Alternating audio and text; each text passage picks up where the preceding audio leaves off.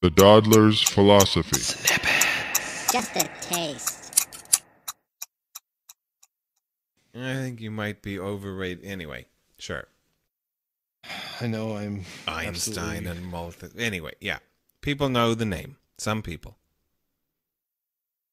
Yeah. I'm gonna throw you off. Maybe you don't.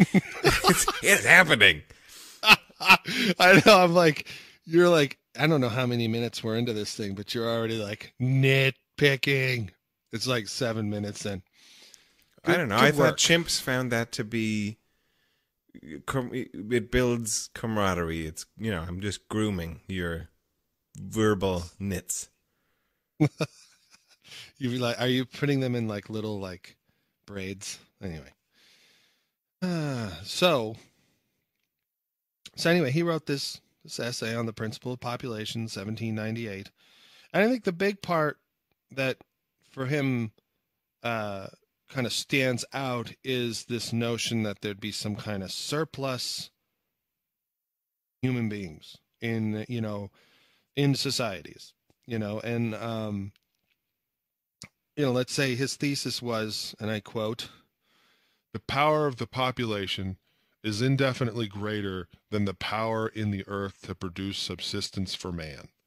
So, he's saying that the growth of humans in numbers, it grows at a faster rate than we can produce enough food and have enough space to live and to support these growing numbers. So the rates are different, and one was called he called it the geometrical ratio, but essentially it's like a growth where you kind of double, you can double or triple or whatever, and so you can become greater in number very quickly in relation to, say, what he called the arithmetic ratio.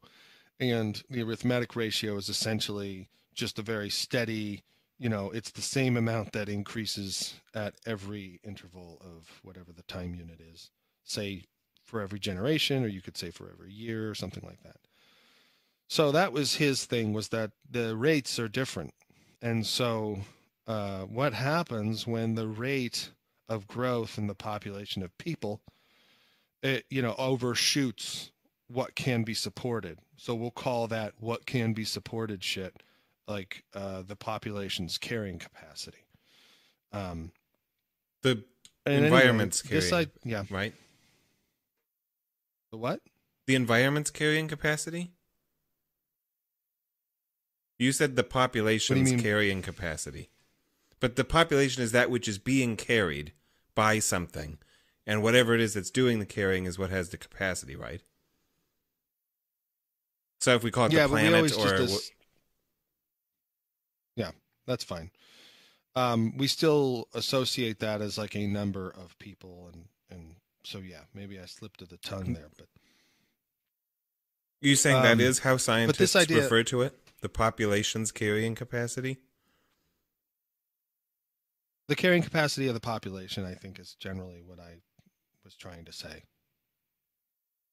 I don't like it, but I'll accept it.